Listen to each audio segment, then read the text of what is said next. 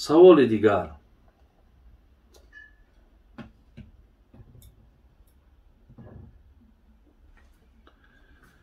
گفتن بابا جان بهشت چند در دارد و دوزخ چند در دارد و نامهای درهای دوزخ و بهشت برای ما مقصد گفته گذاریم. برادرای عزیز و گرامی، در قرآن در سوره مبارکه حجر آیت‌های 43 و 44 میگه لها سبعتون ابوابین، یعنی علای میرمان میگه دوزخ 7 در دارد ولی جنت 8 در دارد، ولی در قرآن یگان آیت در باب 8 در نآمده است. لیکن با حدیث هایی که امام بخاری و امام مسلم حدیث روایت میکند، پیامبرمان از 8 در جنت برای ما و شما گفته گذاشتند. برای همین دوزخ 7 در دارد و جنت 8 در دارد. و الله مهربان رحمت کنه علمای ما و شما را نامهاشون هم نویساندن که نامهای درهای دوزخ خب جهنم، لظا، حطمه، سعیر، سقر، جحیم، هاویه. این 7 نامی را که علما در اینجا آوردن، اینها را گفتن نامهای درهای دوزخ است. و درهای جنت چخیلی که من گفتم در آیت قرآن آمده است ولی با حدیث ثابت شده است. علمای ما گفتن که نامهاش باب الصلات یعنی دری نماز، باب الصدقه دری صدقه، باب الجهاد دری جهاد. یعنی معلوم است که کسی اهل نماز است دری نماز فریادش میکنند. کسی اگر سخی است از دری که نامش صدقه هست از اوجا فریاد میکنن سخی ها را. کسی در دنیا همچون عنوان مجاهد برده است از در جهاد فریادش میکنن. و باب ریان نام دیگری در ریان هست که این در مخصوص آدمای روزدار هست. باب توبه یعنی در توبه برای کسانی که توبه کنندند. باب الحج دروازه حج برای حاجیا. باب الایمن این هم یکی از درهای بگیم کسانی هستند که اینها از شفاعت از پیغمبرمان میگه برخوردار شدن.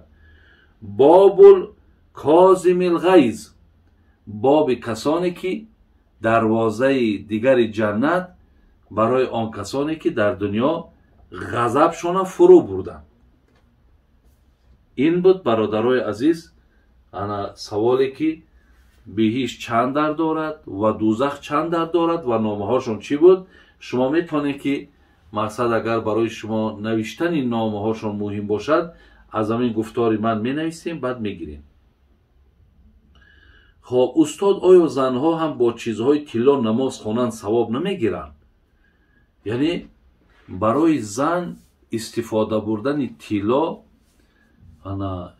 هیچ زیانی ندارد مگر همین دندان هاتون اگر دندان های سالم باشد و شما اگر اونها را مقصد طلا کنین همین در گناهگار میشین.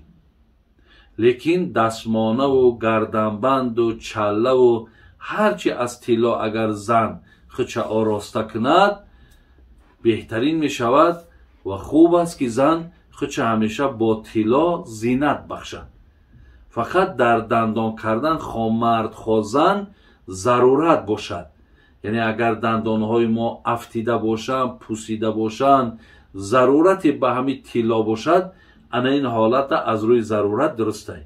به ضرورت برای زیباگی کنیم گناهگار میشیم.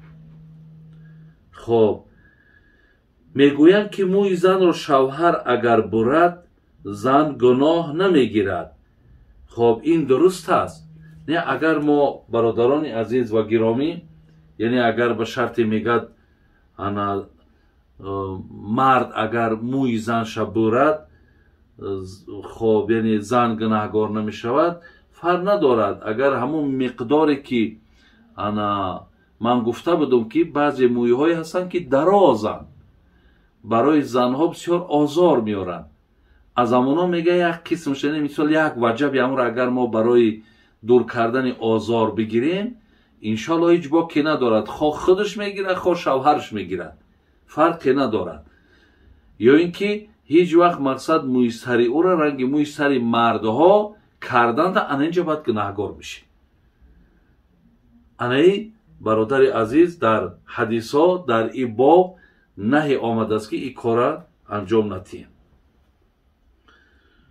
بابا جان ما در مهاجرت هستیم، وقتی که مادرمان زنگ میزند احوال پرسی میکند میگوییم خوبیم، اگر چنده که احوالمان خوب نیست برای دل مادرمان دروغ میگیم تا که بیمار نشود. آیا ما گناهگار میشیم؟ انشالله گناهگار نمیشیم.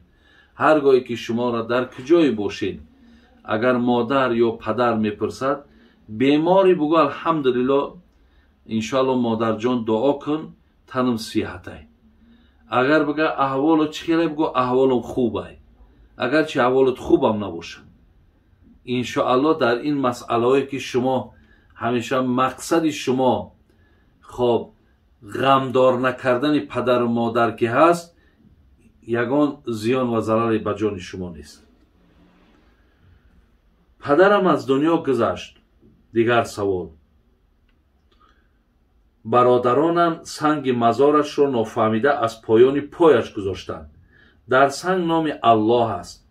آیا این خطای آنها با پدرم یگان رنج میرساند؟ و میخواهم یگان چاروا کشم و سنگ را کنده به بالای سرش گذارم. آیا این درست است؟ اگه سنگ حقیقتا در بالای سر میمونین، در پایان سر میمونین، در پایان پاش میمونین، هیچی باکی نداره، یگان زیانی نداره.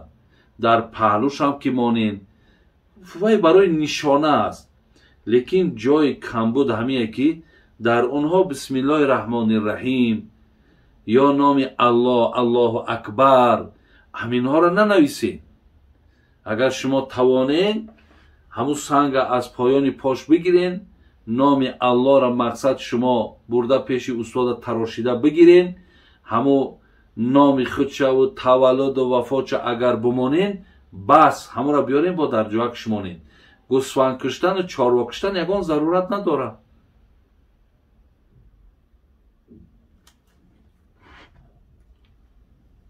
خب معنای کلمه پروردگار چیست؟ اگه اینها برادران عزیز ما خدا میگیم، پروردگار میگیم، پروردگار 18,000 عالم میگیم، همه اینا افاده کننده نام الله هست. چگونه که الله میگیم، الله عزوجل میگیم، ببین الله صاحب جلال میگیم، صاحب قدرت میگیم، همین پروردگار، خدا، ای خدایا میگیم، همینها همش معنای همون الله را داره. یعنی هر یک ملت دنیا با همون لهجه خودش، با بگیم همون زبان خودش مقصد چیکار میکند؟ نام الله را، یعنی الله نمیگن. ببین شاید ازبک ها دیگرن، خیتایی ها دیگرن، نیمیس ها دیگرن، روس ها را بینین هیچ وقت الله نمیگن، باغ میگن، مثال باخ میگن. برای همین این یگان زیانی ندارد. معنای پروردگار، معنای خدا، اینها همش دلالت بر بزرگی الله میکنه، دلالت بر یکتا بودن الله میکنه. ببین ما وقتی خدا میگیم یا پروردگار میگیم، یگان مخلوق و پیغمبر و ملائکه ها را ما پروردگار گفته فریاد نمیکنیم. یعنی مقصد ما فقط اما الله یگانه، بی‌مثل، بی‌مانند و بی‌مکان است. خب آیا با دختر فاتحه کنی و بعد 2 سال خانه‌دار شوی درست است؟ درست است. فاتحه کردن که به معنای به اصطلاح امروزه بگیم زینید کردن است. یعنی مثلا کرته میپشانن یا مال و مهر دیگرش میبرن میمانن. خیلی در بین یگان سبب ها و یگان کمبودی ها و یگان مصیبت ها میآیند. خب همین چیز به تاخیر میافته و بعدا مقصد شما 1 سال پس 2 سال پس وقتی میگیرینش چی باکی نداره. بابای حاجی آیا اسم عبیدالله در اسلام درست؟ البته عبیدالله، عبادالله همه اینا به معنای همون عبدالله هم، یعنی بنده الله را میفهمونه. برای عبیدالله، عبادالله همه اینا یک چیزن.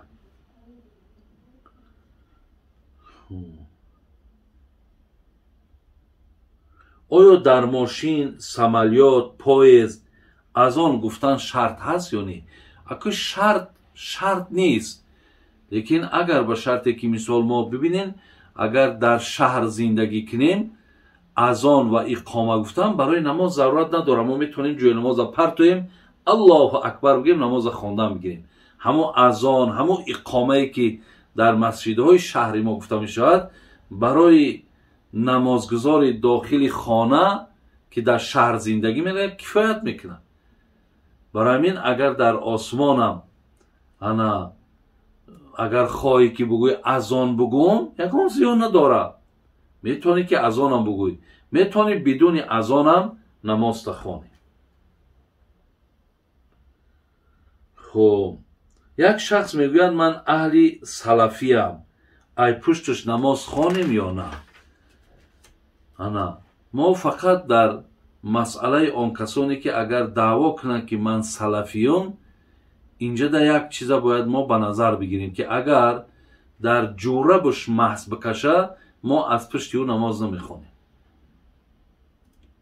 زیرا که هر کسی که در جورب محض میکشد مقصد نماز او درست نمیشود. از همین لحاظ همینجا یک کمبودی که مثال هست انامین است. دیگر مقصد انا آن چیزی که اونها هم لا اله الا الله میگن، لیکن در عقیده ما خیلی فرقیت های زیاد داریم با اینها. خیلی فرق های زیاد داریم طرز نماز خواندن و در بسیاری از بگیم که مسئله هایی که به اعتقاد ما وابستگی دارد فرق های زیاد داریم. ولی از همه بگیم چیزی که ما را من میکنند نماز خواندن همین است که اگر در جوربش محض کشد ما از پشتش نماز خواندن نمیتونیم. خب بابا جان برای ماشین پول جمع دارم، زکات میدی و چقدر پول چندش را باید زکات دهیم؟ اگر کسی در خانه $2000 دارد، $2000 دارد و از همین بالای $2000 1 سال گذشتگی ای، همین 1 سال که گذشت از همون 2.5 فایز یعنی $50 شد ما باید زکات بدیم.